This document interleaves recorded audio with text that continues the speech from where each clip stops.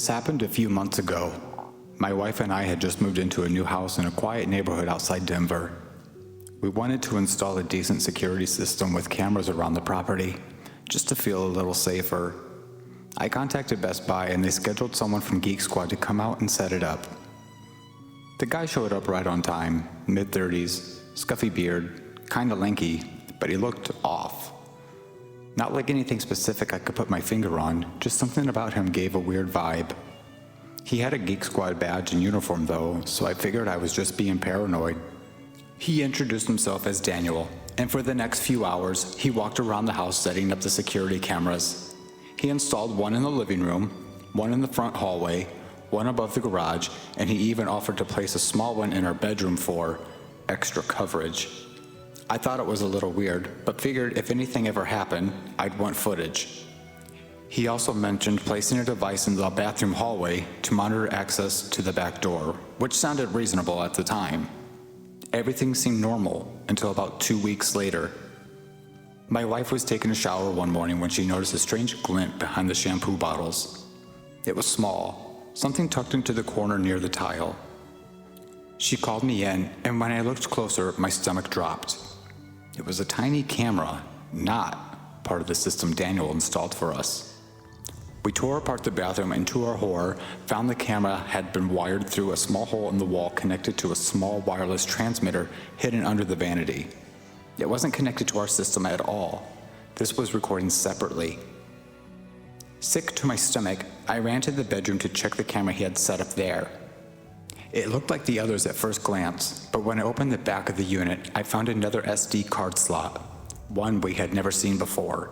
It had his card. We immediately contacted Geek Squad.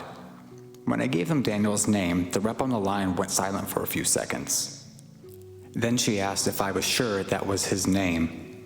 I told her he had the badge, the shirt, everything. That's when she said something that made my blood run cold. Sir, we don't have a Daniel working in that region anymore. In fact, he hasn't been with the company for over 8 months.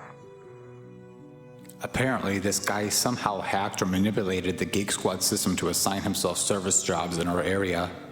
He wasn't supposed to have access to any of it, but he did. And even worse, this wasn't the first time. The rep said that they had at least 3 other reports from families in Colorado and Utah. Hidden cameras in bathrooms and bedrooms. The same guy, same method. One family found footage of themselves online. He was already being investigated by police, and now our footage was added to the case. We turned everything over to the authorities, and we haven't heard anything back since. As far as I know, he's still out there.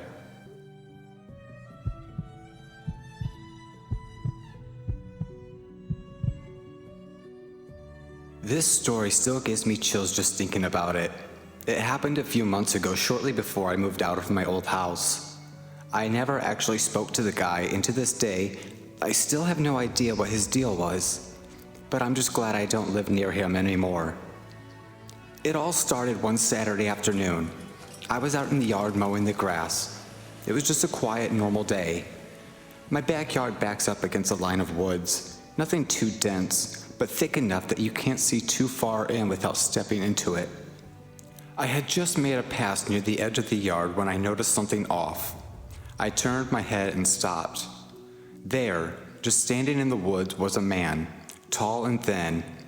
He was about 20 or 30 feet in, standing perfectly still, half hidden between 2 trees, just watching me. He didn't wave, he didn't move, didn't even try to hide the fact that he was staring.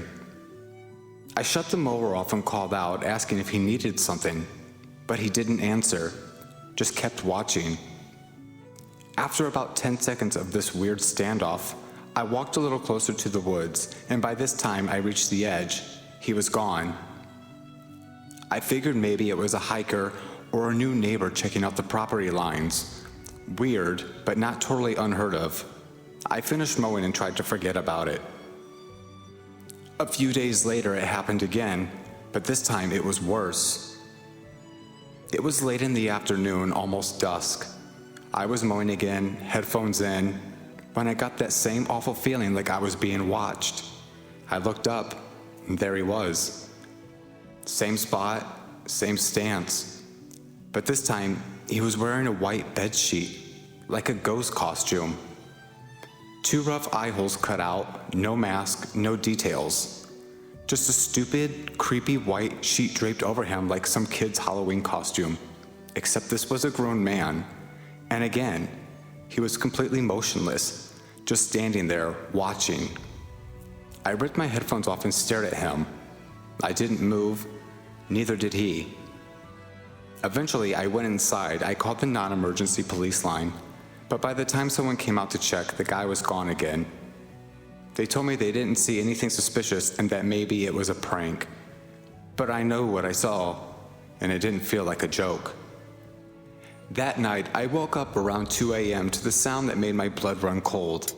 Rocks tapping against my bedroom window. Not just one, several, one after the other. I was on the 2nd floor, by the way. I peeked through the blinds and there was nothing there, just the dark yard of the edge of the woods beyond. The next night, I couldn't sleep. Not because of fear, at least not at first, but because of the noise.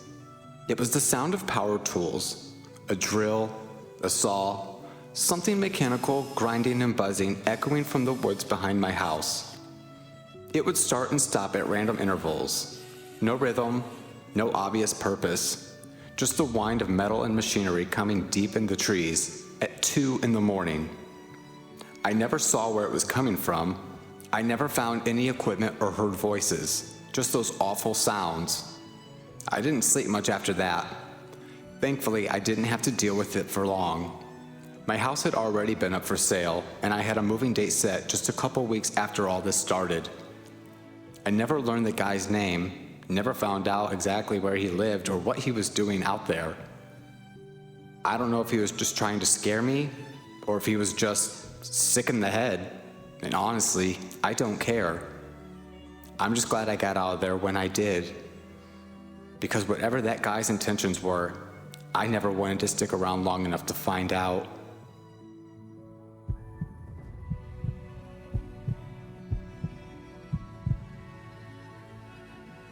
This happened to me when I was younger, probably around 13 or 14.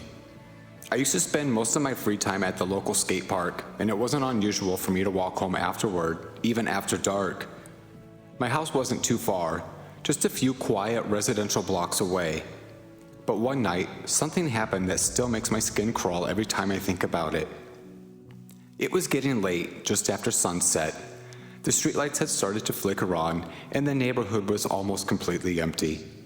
I had just left the skate park and started my usual walk home, board in hand, earbuds in, hoodie up. I was maybe about a block in when I noticed a truck behind me. At first, I didn't think anything of it, just a beat-up, dark-colored pickup, windows tinted, headlights dimmed.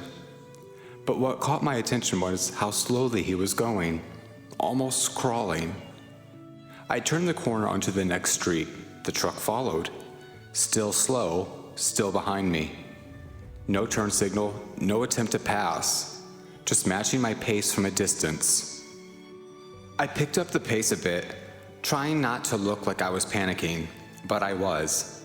I turned again, hoping maybe it was just a coincidence.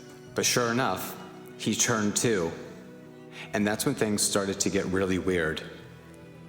The truck would disappear for a minute, then turn off a side street, and then show up again at a block later, cruising toward me from a different direction, like he was circling. Every few minutes he'd pull over and just sit there, engine idling until I passed. Then he'd drive up again, slow down, and stop further up the road, rinse and repeat. I was only about 2 blocks from my house, and I was seriously debating whether to make a break for it and try to lose him somehow. Then, the last time he pulled over, he didn't stay in the truck. He opened the door and stepped out. He looked to be in his late 40s, greasy, stringy hair, dirty jeans, just off. He didn't smile. He didn't look friendly. He just stared at me as I walked closer. And then he spoke. You need a ride? I immediately shook my head and said, "No, I'm good." That's when his expression changed. He looked annoyed, like I had just insulted him. Come on. Just hop in, man. No thanks, I said, already walking faster. He took a step toward me, and that's when I bolted. I sprinted down the block, cutting through a side yard and into neighbors' bushes. I crouched down, trying to stay hidden, heart pounding in my ears. I could hear the truck's engine fire up again, tires crunching on the pavement, and then he started to yell. Where'd you go? Come on out!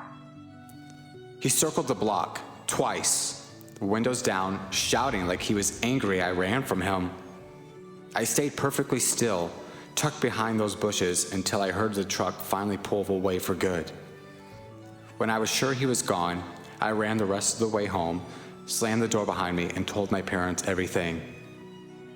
We filed a report, but we never got a name, never saw the truck again.